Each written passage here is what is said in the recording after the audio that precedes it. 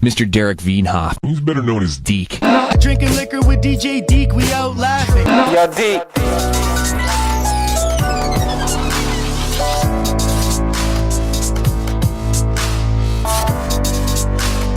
I got 2 cans of berry-flavored LaCroix. Okay, so this is a non-alcoholic spritzed up beverage. Is that the thing? It's a LaCroix is a sparkling. What is this? Sparkling water. Right. Yeah, it's a recovering Coke Zero addict. It helps you get your refreshment without any kind of. I used to work at an Essos gas station for like 10 years, and one guy came in one day and he said, "Coke Zero, what's that mean?" And I go, "I think 0 calories." And he goes, yeah, right. Like he didn't believe, he just didn't believe it. But that's what it is. It is what it is. It's what it is. That's the whole thing. That's everything about it. And it tastes a little worse or whatever. I don't know. Well, their whole point, hey, you got a cool, refreshing beer. Yeah, and I even got the branded glass, and I only drink that beer now. So everything's branded, and Oh, is Coors a sponsor of the? Yeah, unofficial sponsor. Yeah. Oh, okay. How about Linda Carter as Wonder Woman? Is she? She doesn't know about the podcast yet. Oh, she's right there. Yeah, she may not be living anymore. I don't know if she's alive anymore, to be honest. She is alive. Oh, okay. Yeah, at any given moment, you ask me if someone's alive, and we will find out. Yeah.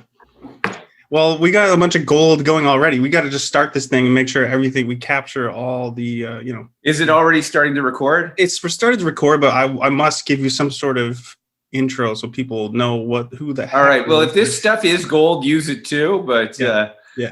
What was I going to say? I watered my hair for this. I put water in my hair. Hey, that's professional. That's the professionalism. I like to see that. So now, before I mispronounce your name, it is Gelbart. Did I say it right? Well, yeah, Gel like gel, but not Bart, gel, like Bart Simpson. But Gel like what? Gazelle, not gel like jet. Like the j part is not like gel. It's not gel. No, it's Gel. It's Gel. Yeah. Gelbart. Michael Gelbart. Yeah. Well, there you go. You just introduced yourself. So we're here with Michael Gelbart, everybody. That's who's on the show today. And welcome, sir. And now Michael Gelbart is a comedian, funny man, you might say. He has a special, actually, you can watch on Amazon Prime, and it's called All New Smash Hits. Is that correct? It's called Michael Gelbart All New Smash Hits. Like, I don't think if you typed in on your Amazon Prime, if you typed in All New Smash Hits without my name, I don't know that it would show up. Well, no, I did have a problem. I tried to look it up and I couldn't find it.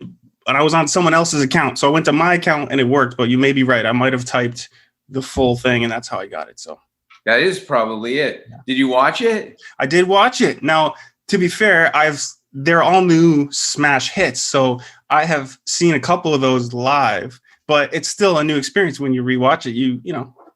You forget some of it, and you're just a funny guy. You even without telling jokes. I think when you just walk on stage, you're one of those guys that's like, even your little walk on stage, you're already laughing. You know what I mean?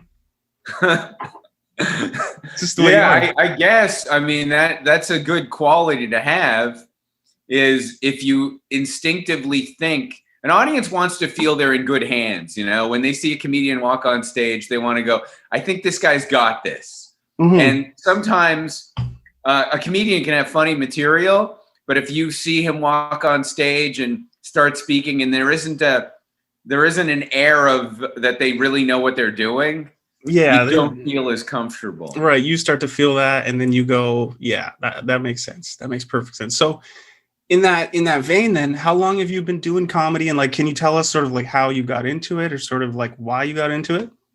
I'm going to tell you something right now. This is I've decided today is a no holds barred, anything you want to talk about interview. Let's go then. We'll go deep. But the regular style questions like this one, I started stand-up at 17. I was in high school at the time. And I was doing amateur nights in Toronto at comedy clubs. And I got my first paid gigs when I was still in high school. And then, I can go into tremendous detail or just give you the. We got time. We can go for at least like an hour. Just. Oh, okay. Well, yeah. I got my first paid shows ever when I was still in high school, and then I graduated and went to broadcasting school. And that whole time, I was doing stand-up on weekends and in other cities and middling at comedy clubs. So yeah, that's basically how I started. Now, when you went to broadcasting school, did you find any benefit there in higher education, or did you feel like it was just something you were doing at the time? All those kinds of jobs, like going into broadcasting, stand-up, none of that requires a formal education. So I knew, like, in school, it wasn't going to be the person with the best grades that was going to get the jobs. It was going to be either someone with a friend or someone who interned at the TV stations or radio stations, or someone with an in general. So, or nepotism. So those are the kind of jobs where it is good to learn the fundamentals. I'm glad there was a school for it, but at the same time, at the end of the day, I'm pretty sure that most people in the graduating class did not end up in broadcasting, or if they did, in most cases, there's an extenuating circumstance that leads to your job. Right. So like you said, who you know, or somebody in the academic field places you somewhere, or whatever it is, a connection of some kind, but it doesn't give you the balls to do comedy or say the funny bone or anything like that. You're not. No, that didn't help with stand-up at all. Yeah. I mean, I knew, the one thing it did, I don't know, it gives you a little extra polish. It didn't help with the stand-up part of my career. And I don't know I don't know what it did for me. I like. You write for movies and TV, or you've written for? Yeah, right after I got my first half-hour special, the CBC gave me a special when I was like 22 or 23 years old, and I got to like write sketches that I starred in as well as doing stand-up. And then the executive producer of that offered me the chance to write on the Gemini Awards, which is now called the Canadian Screen Awards. And so I wrote what's called the non-broadcast, any awards that were deemed not interesting enough to be on the broadcast. I wrote the non-broadcast Geminis. And by the next Geminis, I was promoted to the broadcast. And then by the third time I did it, I was the head writer of the Gemini Awards. Oh, wow. Nice. So the great thing about writing about on an award show is you're at the after party. Everyone has just seen your work for 2 hours in the theater. Yeah. And they're all producers who were nominated for awards. So people come up to you after at the party and stuff, and you're talking, and you get a lot of business cards, and they say, hey, come write on this show, come write on that show. So I started my writing career as a result of the Geminis, which was as a result of my CBC special. So none of it came from school. Although I loved school in general. I'm not saying kids don't go to school, right. But there are some careers that are launched completely on just having elbow grease or tenacity or just going out in the world and doing it. Right. So what about when you first started? How did you deal with sort of stage fright in that, or did you still get stage fright? Is that I haven't been on stage since March of last year. Sure. I've done some Zoom shows, which I think are excellent, but I haven't done stand-up on stage. But stage fright, I don't have any of that now. When I started, I'm sure the first time I ever did it, I'm like, I can't believe I'm doing this. This is crazy. This is so out of my comfort zone. I'm in the 12th grade, and this is bigger than I am. This is above my psychological pay grade at the time. But I just did it, and then your self-esteem grows by virtue of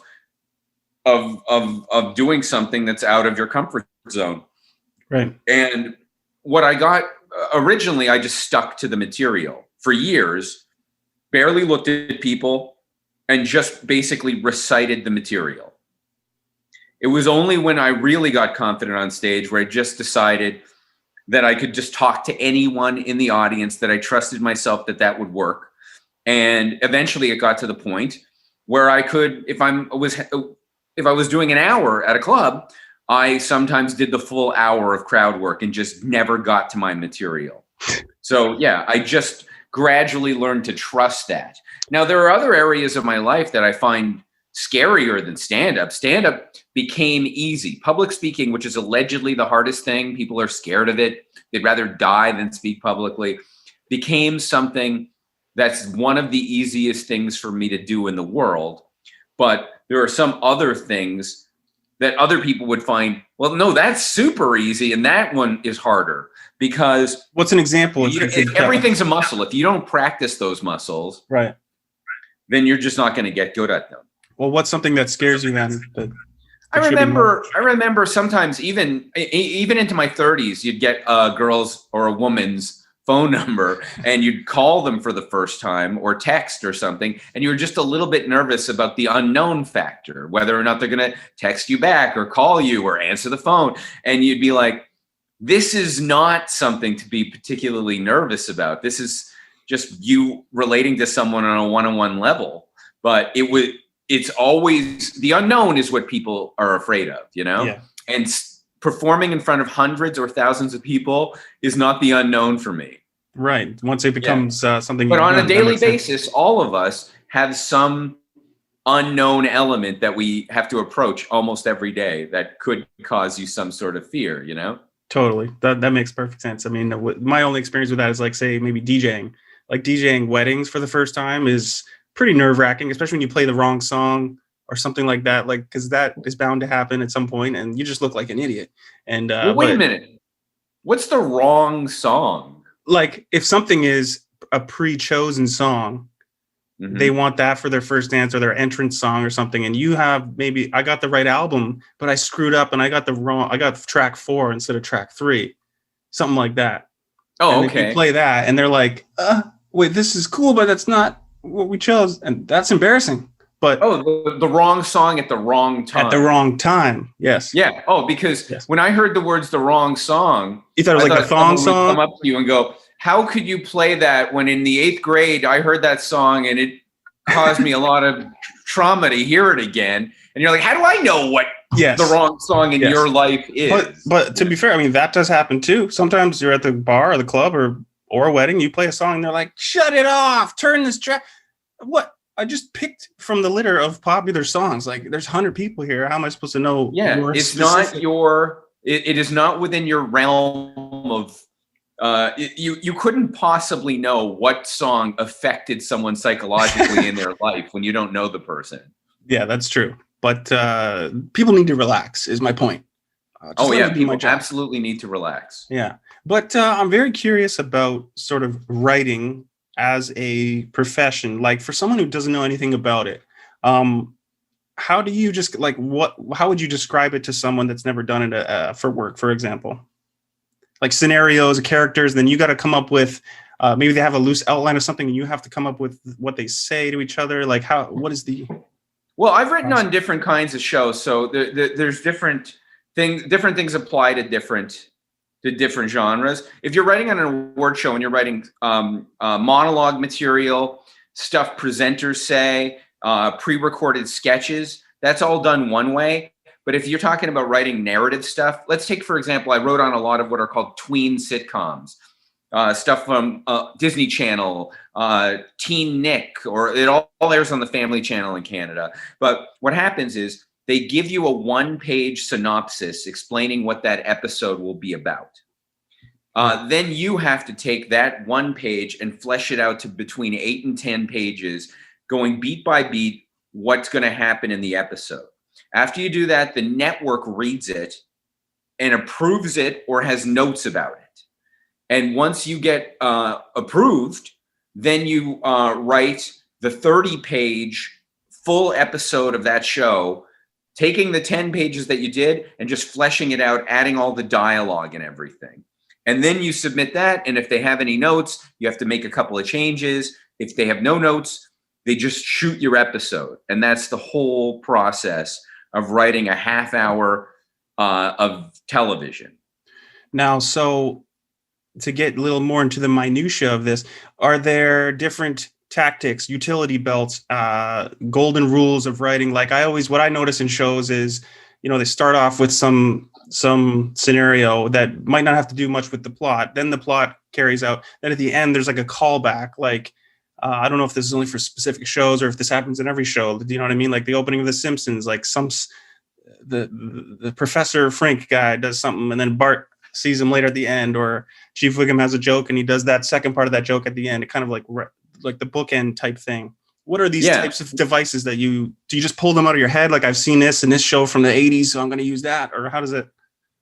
Well, if you like have fully prepared your entire episode, you'll know what things on, like, usually a show has like an A story, meaning which story is the focus of that episode, a B story, which is a slightly less important story, and then a runner, which is some joke that gets kind of like brought up throughout the episode that is still going to be paid off at the end. Right? Yeah. So when something like that happens with characters on The Simpsons or any show, they're already well aware that they planted something from earlier that they're going to pay off at the end. Usually you resolve your main storyline, and then as one last joke, you also like, hey, remember the thing from the beginning? Yeah. Now we'll pay that off. So basically everything is set up and pay off, whether it be just one little joke, or whether it be the full storyline of the episode.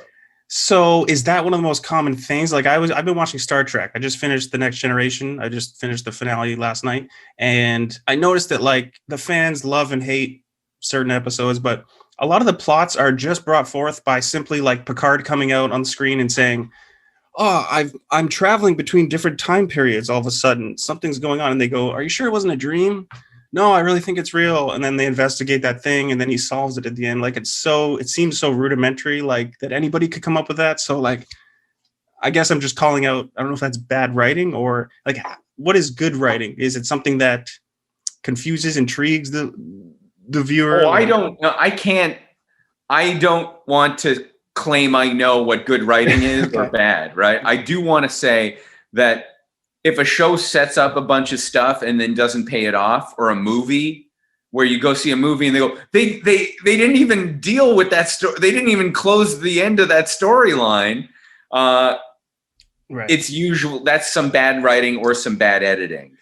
Right. So it doesn't have to be that sort of highbrow or crazy or intelligent for people. It's just more or less, are you paying off what you set up? Are you closing the gap? Now in streaming, like now that like 10 episodes of a new show is just one full movie, basically, and people just watch the whole season. It all comes out on the same week. Yeah. Now you can set up things because you're treating the whole season like a movie. Now you can pay off things on episode 8 that you set up in episode 2. You don't have to set it. You don't have to pay it off in that little period of time because you're dropping all 10 episodes on the same day. Right. So that's like a benefit for you as a writer, because you can just leave all these cliffhangers and then finish them up. But you're also you no longer think in terms of one episode. A lot of the shows I wrote on have the beginning, middle, and ending in that episode, and then the stuff from that episode does not get brought up again in the next episode.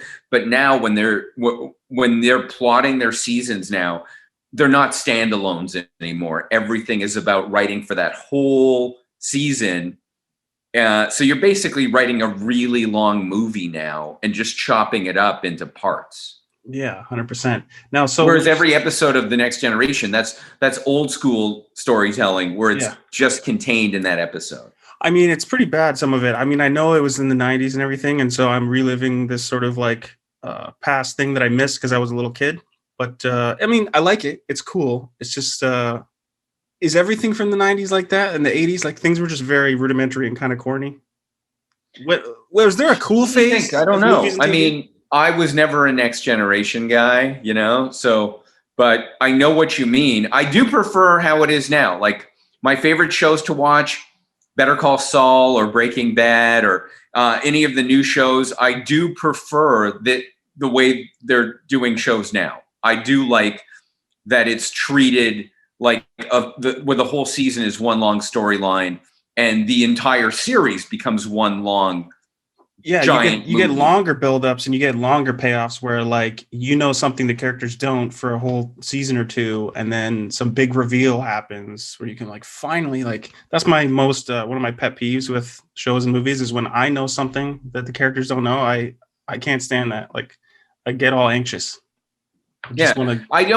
I mean, I would still write on a TV show or even create a show that had its beginning, middles, and endings in the same episode. But I don't. When I am creating new stuff, I'm not actively doing that. I am trying to write things that where the entire storyline goes over the course of one season. So it's a bit antiquated to do everything that way. Now, I remember sitcoms when I was growing up. There was no continuity of characters where they just someone would like Frasier would go on a date on one episode and have sex, and then the next episode, Roz would say, "Frasier, you haven't had a date in months," and I'd be like, "What? Didn't you watch last week?" Right. Like, so there was, that kind of thing. Fans don't really like that anymore, where you just, hey, well, we got a good joke about how this character never gets laid, even though he got laid last week. Yeah. So they don't do that now. Everything is remembered by the audience, probably because everything is available forever now, right? Yeah. Back in the day when there was just network television and reruns, and maybe someone would buy the whole season on DVD, but probably wouldn't. It wouldn't matter if you had any continuity. But now this stuff is available forever. So people are going to be well aware that does not fit the narrative of that character. Yeah. So I don't know if I'm answering your question. I think we both just have 5 questions and 5 answers just floating around. This is what I like about conversation, is that there's different things come to mind, and something I wasn't thinking about 5 seconds ago, now I'm thinking about it all of a sudden. It's just magic like that. But what about the most cliche topic in the world? It's just the pandemic. What are the pros and cons in the comedy world? Obviously, live shows haven't been going on. But are you in LA now? Is that where you're based? Currently in Los Angeles. Yeah, I don't know that I'll be spending the rest of my life here. I'll tell you that much. But are things opening up there? Yeah, things are opening. I'm fully vaccinated. There you go. And I got Pfizer. I got Pfizer coursing through my veins. Right. And and things are open. I've been to the movies a whole bunch of times. Did they ask for a passport? Your vaccine passport? Oh, no one's asked for that. That's good, because people are afraid of that. And I just say, you know what?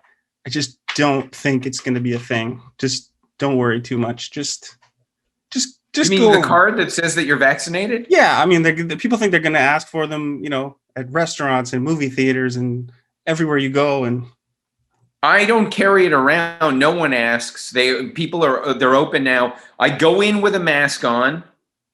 One of the rules at a movie theater or a restaurant, you have to walk in with the mask on. Yeah. While you're sitting down, you don't have to wear your mask, but your server will come up to you with a mask. And then when you get up again, you have to wear the mask. Yeah. There are weird rules. I mean, this is still, COVID just started, even though it's been so long, it's kind of new. Yes. So people don't know, like in the movie theater, it's like, be sure to wear your mask unless you're eating or drinking. But COVID doesn't care if you're eating or drinking. It's still going to go in you. Yeah. It's that guy's eating. I'm not going. He's eating. It's good. No, yeah. It's proximity. And, I mean, we could get into some of the science if you like that kind of topic. On this show, we are very pro-science. We do interview scientists and authors and different things, but we don't have to get too in the weeds of things. But any topic is open.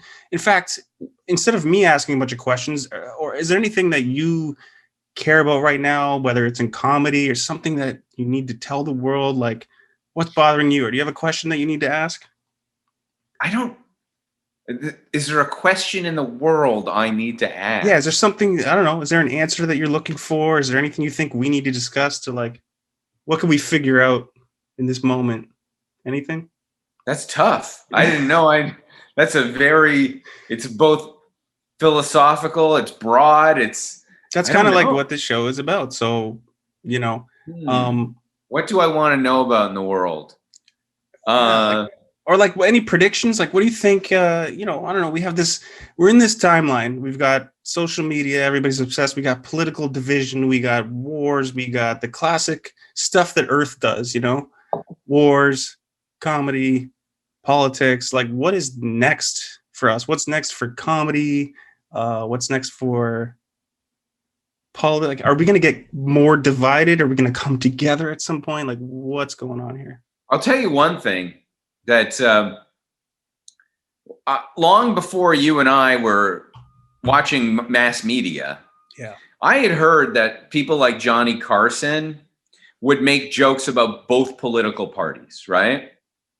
But now the divide is it's like media has completely chosen one. You can only you're marketing yourself solely to one group. Yeah. And so only that group will watch that thing. And then an entire other group will only watch these things or seek their news from those places. And if you believe something wholeheartedly, you're only going to gravitate to the places that provide you with that. Mm-hmm. And the divide will always exist as long as people are only seeking out things that corroborate what they already believe. Yeah. So if we really do want to come back together as a culture and see that both sides have value, you'd first have to stop going to places that only prove what you already believe. Yeah, and I would agree with that, but although with myself, I'm sort of purposely putting myself in a slightly left-wing bubble, like I've cut myself off from various right-leaning sources, but there was a time a few years ago where I did buy into some of that stuff more. So, but certain things that in the last year, I guess with COVID and the election in the U.S., the divide has become stronger as far as the bullshit meters are off. They're out of whack with people who believe the election was stolen or that COVID is mild for a pandemic. Okay, it's not SARS-1 in deadliness, but yet it's more spreadable. So we have a mild virus that can kill you, but it's like a Goldilocks zone virus where, it can spread a lot. So people get caught up in the mildness of it. Yeah. Right. But they don't fully grasp what the experts understand, virologists and all that how it actually could spread and such and so on. Right. So you have the average person now has to understand this high level academic subject, which is viruses, right? But we don't understand viruses, and we need to start admitting that to ourselves that, right. And it's not that you bow down to your government, but you hear out the public health experts that are suggesting things, and does that make sense? Does that make any sense? Yeah, it makes a lot of sense to me. I think that, obviously everyone was like starting like last March when everything started to get shut down and it got very serious. People started developing these hard and fast rules or beliefs about it that they couldn't possibly corroborate, and then getting really angry if you didn't believe what they believed about it. But for me, it was like, they're like, you don't need to wear a mask outside. And like, they were telling me all these things. I'm like, look, I wear a mask outside for other people's comfort, I don't think I'm going to get it outside. But if I see someone coming towards me 6 feet away, I'll put it on just to say, I don't know you, but if you're scared right now, I'm not adding to that. Yeah. And that's just a common courtesy thing, right? And that's because you're not embarrassed to wear a mask. It might be slightly uncomfortable for you, but by the way, there's very comfortable masks out there. A lot of people are worried about the comfort of their mask. You can spend like $3 and get like a really soft, cloth. Sort of, you could just and I'm wearing it less and less now, right? I always have it around in my pocket for whatever reason, but I don't need anyone else to believe what I believe. Like the sides that are fully determined, you shouldn't get vaccinated because of this and that, or you definitely should be. I'm like, I don't have the concrete answers. I don't want to yell to prove any kind of point to you. Yeah. I'm not going to sway you in either capacity, and I don't need you swayed either, right? Yeah. I chose to get vaccinated, and I don't need anyone else to do what I did to feel okay with my decision. It's these people that need you to believe they're right. Yeah. That are most afraid, I guess, because they're trying to get as many people to believe what they believe. Yeah, and it's still over something that we don't have the answers to. So why force other people to believe something that is uncertain? Yeah, and for me, I did make one large social media post recently, and I got some positive feedback. And I just made the case. I just said, look, I'm just going to say this one thing for us young people, 30 somethings. Here's my case for why you should get the vaccine. I'm not forcing anyone. I don't think anyone's going to force you. You know, I'm just saying here's why I think you should, and you shouldn't be afraid. And I got some positive. I got a couple negative things too, but I'm not trying to. I guess I am trying to convince, but only because I believe in technology and scientific solutions to things. It's just one of my, I don't know if you call it a passion or like a interest, something I believe. So, but you're right. You shouldn't be, because again, that won't convince anyone. Also, if you're too, uh, if you're too adamant about it, if your language is too extreme, Yeah. you might not convince somebody. But I do think it's like voting in a way for me. I think it's a civic duty, and I just say, if you're going to do it, post about it. Because if you post, hey, I went and voted, I think studies have shown that it kind of convinces your buddies to, well, he voted, I might as well do it, kind of thing. I did I posted a photo of me getting vaccinated the second time. Yeah. Because it's like getting a new car or getting like, you're proud of your vaccination because Yeah. it's hard to get for some people. And it's like, this is my baby or this is my dog or this is my vaccination shot. Yeah. Yeah. It's a weird thing. It's touchy. I get it. But somewhat related, but a random topic I had, everybody talks about this concept of living in the moment. I don't know if you heard that before, that you should live Living in the moment. Of course I've heard of that. So my thing is like, maybe I'm being a devil's advocate, but living in the moment, obviously, that's important. But is there something to be said about thinking like China thinks in 100-year blocks, like thinking about your grandchildren, your great grandchildren? Is that all nonsensical, or is that something that should be a priority for people? Like when we talk about the pandemic and how countries reacted, I'm concerned about how countries will react to pandemics for my great grandchildren and so on when I'm not here. That's I guess you can hold both ideas. You can live in the moment and you can think about the future. But do you have any thoughts on that? Do you think we should care about our great grandchildren or just let them fend for themselves? I think that those ungrateful great grandchildren. They're not going to know your name, by the way. They're not going to remember you. Great grandchildren. Well, maybe these days. I'm deep into my 40s at this point. I don't have kids yet. So if I do inevitably have one kid, I will never see my great grandchildren unless my kid has a kid at like 16 and they have a kid at like 16, then I got a shot. But other than that, no, I have almost no chance of seeing my great grandchildren. Right. And that's making me sad because I know that I would have loved those great grandchildren. It would have been great. But actually, someone did bring this up to me the other day that, with social media and the internet and everything, your special will probably be up there still, for who knows, like your eighth grandchildren. Like, yeah, these things never go away now. I mean, as long as there's a distribution company who still sells my special to other places, it could go from Amazon Prime to Netflix to who knows what other place, and it could just find new homes forever. Anytime I look on YouTube for old episodes of TV shows I wrote, they're there, or some streaming service has them, but they're not going to be sought out that much. I mean, as the years go on, there's infinite content out there. If we wanted to watch every great TV show being made, like right now, there's probably like everyone's like, hey, have you seen this? Hey, did you watch Bridgerton? Or there's always a new show that I don't get to. So there's just so much content. Yeah, it's going to get swallowed up by other stuff. Yeah. Yeah. So I might be out there forever, but you'd have to go out of your way to really seek that person out, Yeah, that's true.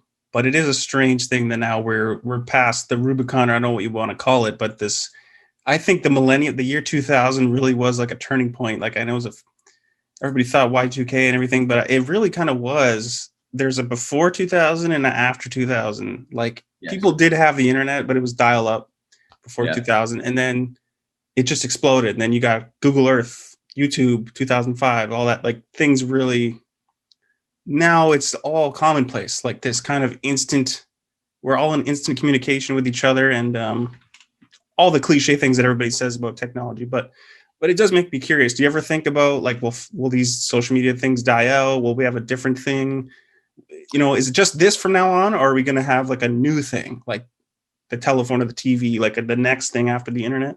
Well, everything moves very quickly now, whereas pre-internet seemed to go a lot slower. There'd be like VHS would be around for years, and then DVD replaces it, but everyone used to get a decade. Or the fax machine. The fax machine went away quick, but because internet came along and swooped in with email, and then the fax machine did not get its full length of time that it probably thought it was going to get, Yeah.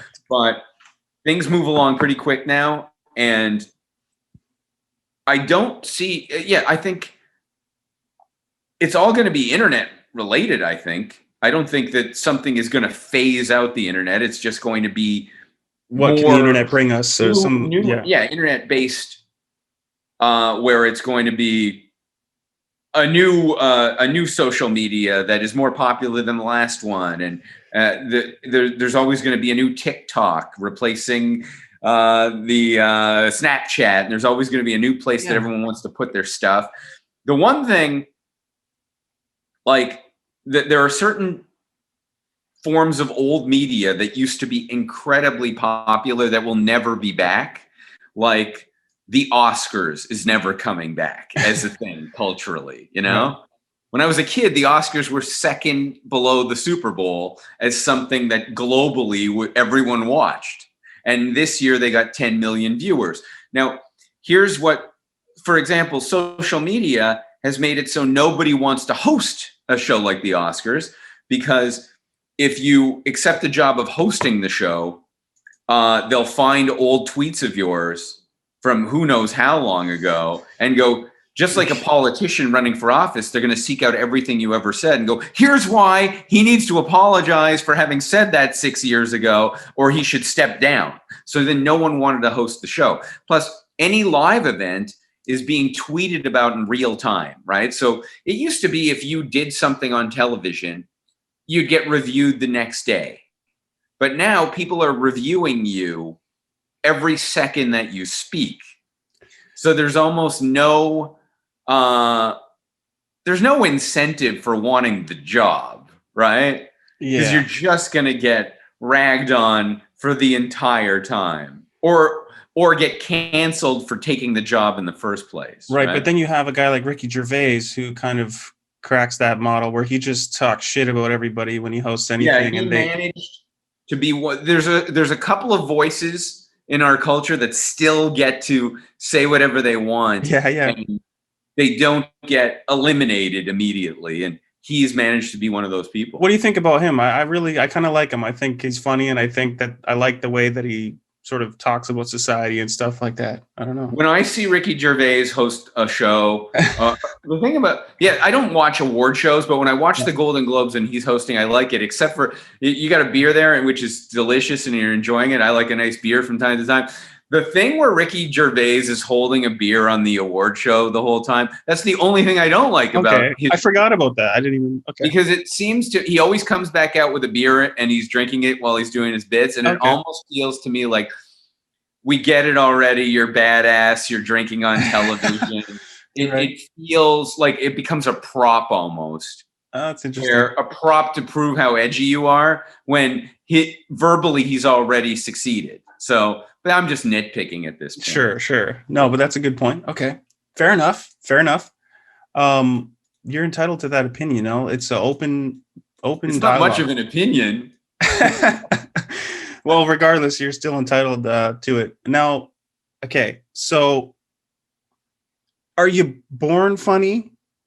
Is that the only way you can be funny? No, I think it comes from no, you're not.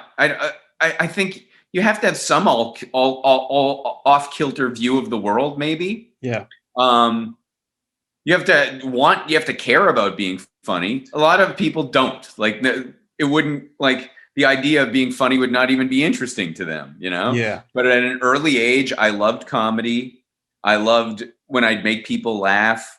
I loved watching comedy related things on television or listening to comedy. So at an early age, I was like, I would like to do that as well. Right. Yeah. And at an early age, if you're a kid and you go to school for the first time and you're not sure you're going to make friends or whatever. And I found comedy or being funny really broke the ice. And then when I was really young and shy, and if I'd go to school one year and I wasn't funny, life would get more difficult. And if I showed up that year with a comedic attitude, said funny things in class, the year would go better for me. So it was a good way to like make friends or to be liked by people. So you do gravitate to things that make where you find acceptance, But as far as being born funny, I don't know. You have to be born with the desire for it to matter to you. Yeah, and I guess what comes to mind is, do you like every comic has people you look up to in comedy that inevitably, because humans do this, we imitate. Like it's not like we like to think we're original, right? We're all unique and original. But in reality, you're born into this world, which everything you then, there's some instinct, but there's also you're mimicking your parents or whatever as you grow up. Yes. So the you must gathering mimic. of information, like if you start loving comedy, for example, and you have your favorite comedians and you first start doing stand-up, you're going to write in their voice or even find yourself slightly sounding like them because it's either a form of protecting yourself or just because that's how you learned how you want to sound like the people you think are great. And if you don't evolve past that, you're not going to be a good comedian. You're just going to be an impressionist. Copycat, impressionist. Oh, it's like a cover band, right? If you start sounding like Nirvana, you start a grunge band, like you. Yeah, but at a certain point, like I was really happy when I was a kid, and I got my first special, and they called me Canada's Seinfeld, right? And I was happy about it, and then I realized, wait a minute, that's not a good thing to be a poor man Seinfeld or a young version of that. You want to like take the people who made you want to do this in the first place and use that as a jumping off point towards becoming the most towards becoming yourself on stage. So I originally saw that as a badge of honor and immediately realized I had to develop my own persona, my own take on the world. Because right now, if someone said, write a Seinfeld-esque bit for him, I could do it because I understand the kind of math of how to write a Seinfeld-like bit. Yeah. And I also used to find myself sounding like Norm Macdonald at an early age because those were my two guys. Norm Macdonald. Say what he do is do this, right? And then he just go, there's O.J. Simpson said this.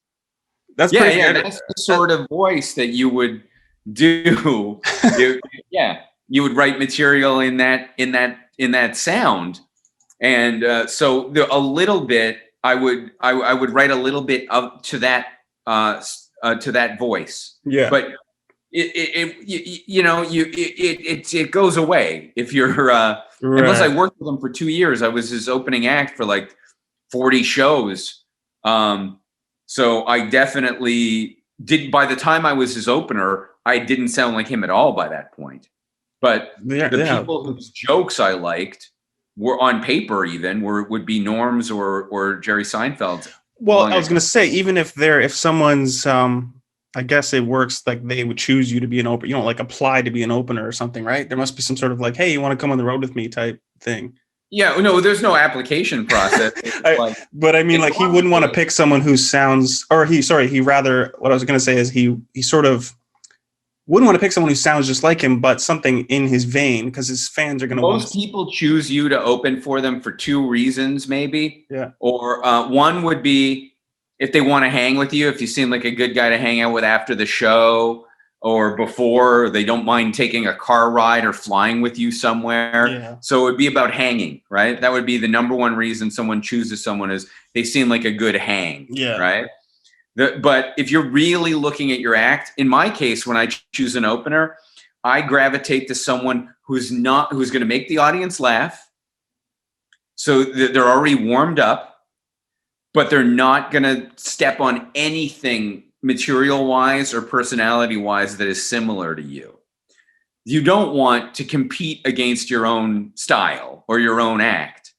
So I would gravitate to a middle-aged woman who talks about her kids the whole show, because if they're funny at it, they'll be good enough to set up the night for you, but no one's going to be going, hey, that guy's talking about being a middle-aged mom also, because I won't be, Right. So it's good to choose someone who that contrasts you. You also don't want to choose anyone who's going to put any kind of weird feeling in the room where it's like they now aren't enjoying their night anymore as a result of having you there. So you don't want to choose someone with a point of view that is offensive or designed to shock the audience if your goal is to get the audience warmed up.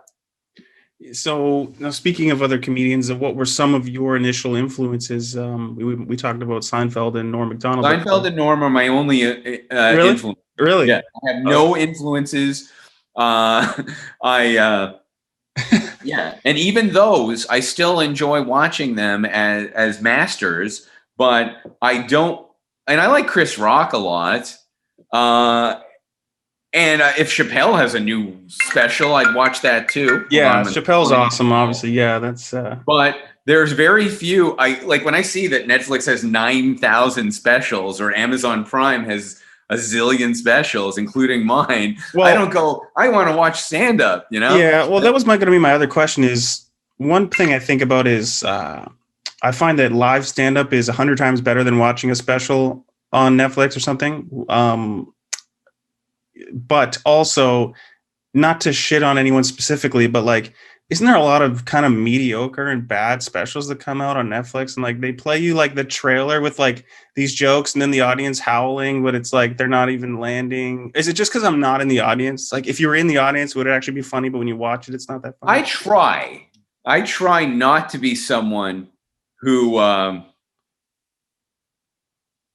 rags on other comedians. Of course. So I'm not going to name names or anything, especially since I don't watch their specials, right? Yeah. But I do know and believe that there is a lot of, because we're wall-to-wall content now, and Netflix just acquires more and more content, Amazon, HBO Max, Paramount, everyone's got their streaming service. There's so many streaming services, it's hard to get content. So perhaps there's more content out there than there is good content, for sure. Would you say it's oversaturated? Is that? Yes, I think that there's a shocking amount of Netflix stand-up specials where you look at them and there's one star right next to the special, right? Yeah, they make me just kind of go, I love one thing. I was in New York City one time and some guy was handing out flyers, and I went to some underground show. We were on a school trip, a little break of a school trip. And that was one of the most authentic, just kind of, I'm in New York City, never been there before, go to some underground show. And it was really funny. And these guys were not mainstream or anything, but I just really think it's something about being there in the audience that's makes it more funny, It is more funny. And let me tell you something.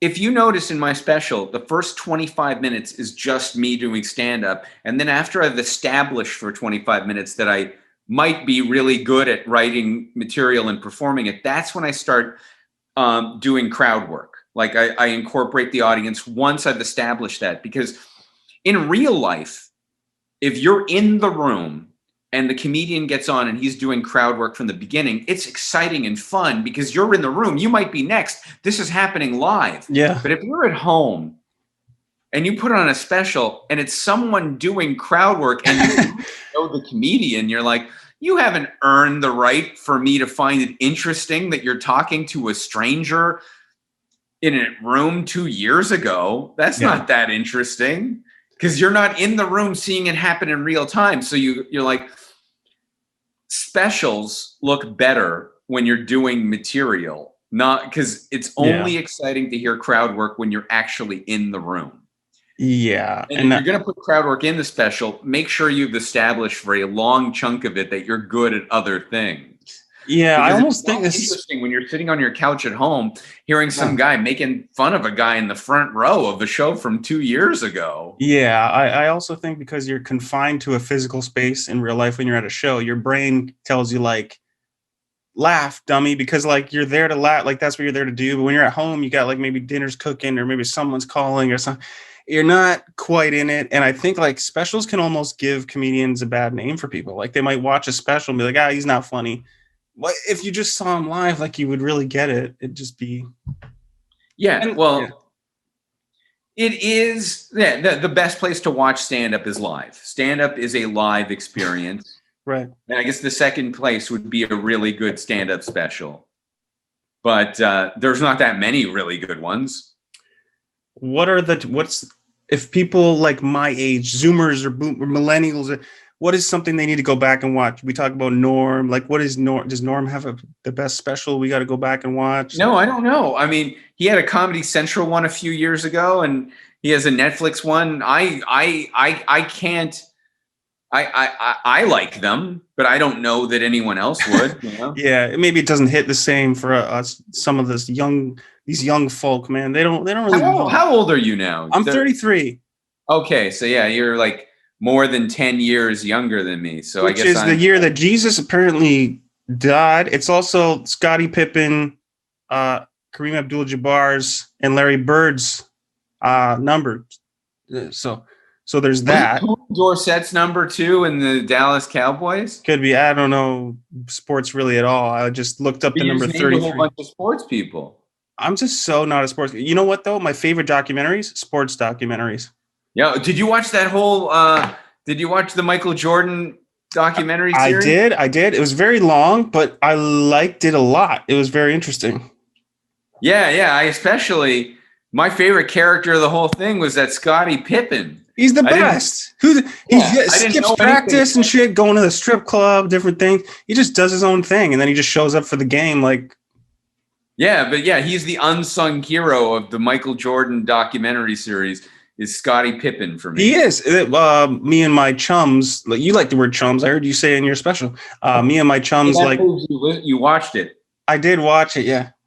Because you never know when you do someone's podcast or anything, if they really watched whatever it is. I like to do my research. Sometimes I don't have time for things, but the research I can, I do it. I do it when I can do it.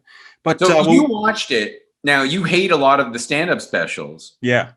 So if you didn't know me already and you just stumbled across it, what would you think? Well, see, this is a hypothetical that I don't know if I can answer this because I do know you and I've seen you live twice. So I already like you. I have a preclude. What's that word? Proclivity? Yeah, something like that. To you. But no, I mean, yeah, it's funny, man. I just think you're a funny guy. That's good. That'll work out for me.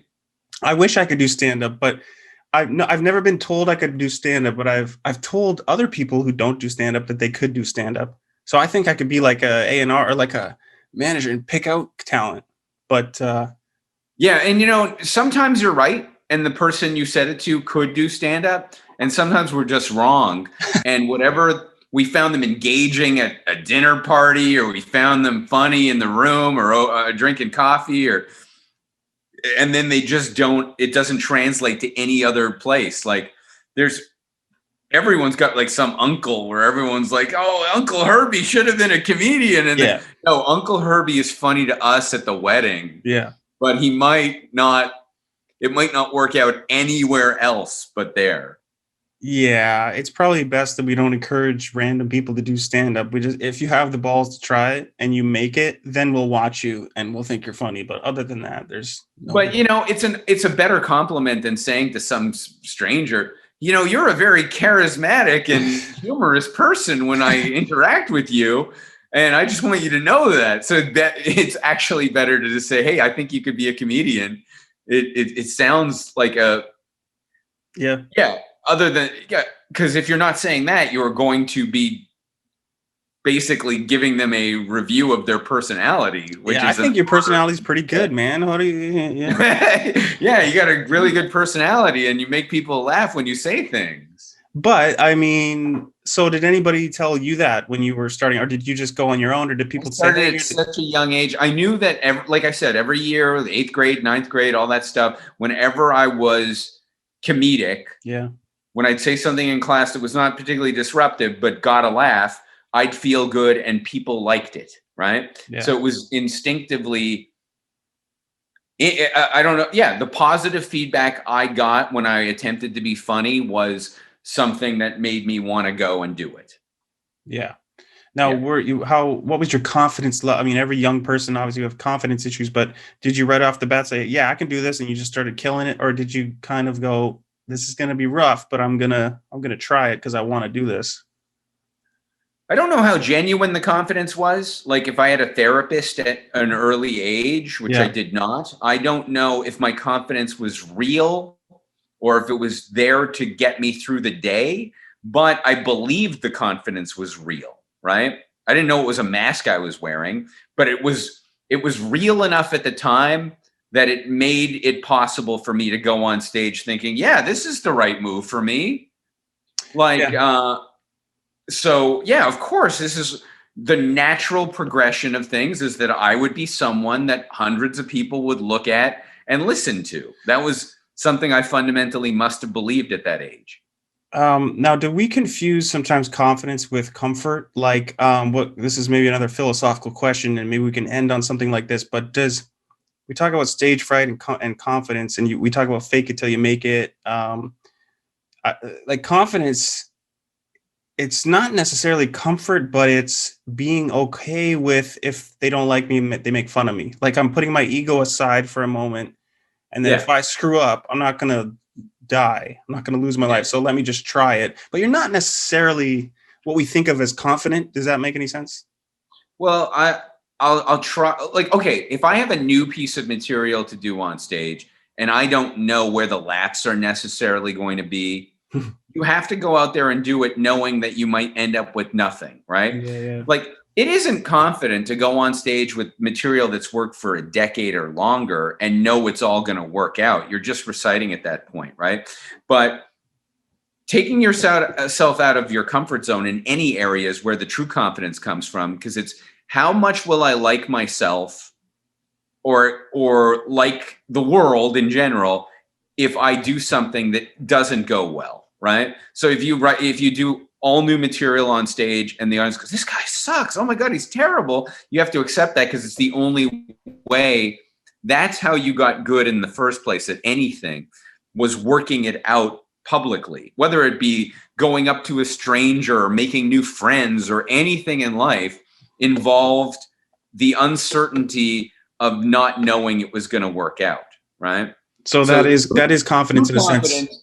Yeah, true confidence isn't doing something you're great at already again and again. Yeah. It's trying to see if you can further yourself through something, either a new piece of material or some new experience. So it's sort of going out on that ledge and not being afraid to fall. Yeah. It's why some people are local heroes, or they won't leave their hometown because they can still be that swaggering guy they once were in that town, and people will still buy it, rather than showing up somewhere new and going, oh my, who am I without those people and that approval? And in those questions where you step out of that comfort zone, that's who you find out who you really are, where you're like, wait a minute, it wasn't just the fact that those people within that small radius like me, I can actually survive or even thrive anywhere, is where I guess confidence would come from. Oh, that makes a lot of sense. Genuine confidence, not just the arrogance of being able to say. That's what I was thinking. Arrogant. Yeah, it's opposed to arrogance. Yes, that makes sense.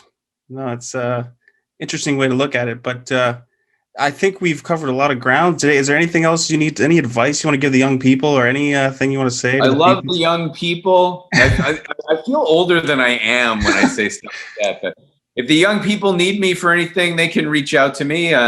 I'll respond. And so, yeah, as far as websites and social media, your special is All New Smash Hits. That's on Amazon Prime. But Michael Gelbart, All New Smash Hits is on Amazon Prime. And you saw it, so you can tell people if you believe it's good. And And yeah, I'm just writing new stuff. Hopefully I'll get some more movies and TV shows made. And I guess that's it.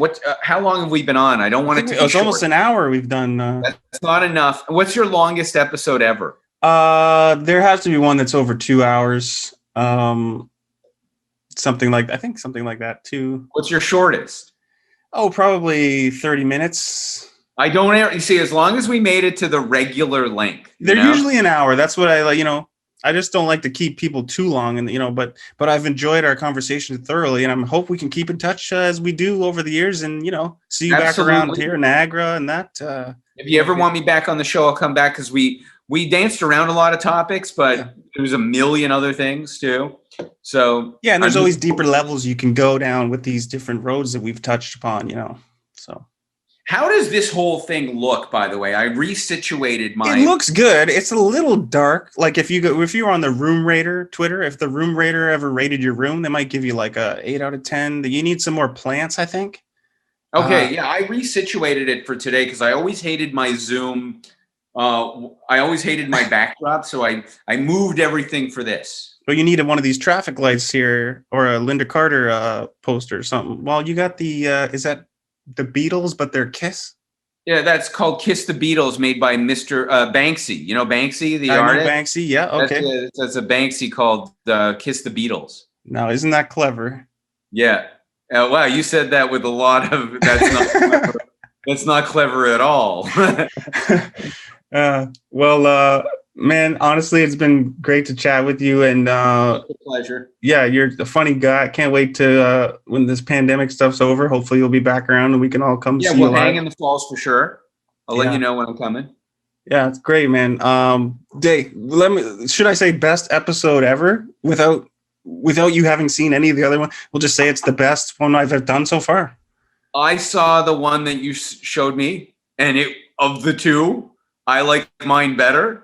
But there we go. But that one was good too. There we go. Best you've seen so far. So, but you definitely have a worst episode, right? Like we all have. Oh yeah, probably the first or second or third. One of those is probably shit. They get better and better. Congratulations, continued success, man. Thank you very much. Hey, we're a small time. We're the engine, the little engine that could. We're a small fish, is what we are. Well, you who knows, right? You never know. And honestly, when I hit 100, I'm going to quit for a while. Not because I'm discouraged or anything. This has been a very fun medium for me. And it's an excuse to talk to people that I think are cool.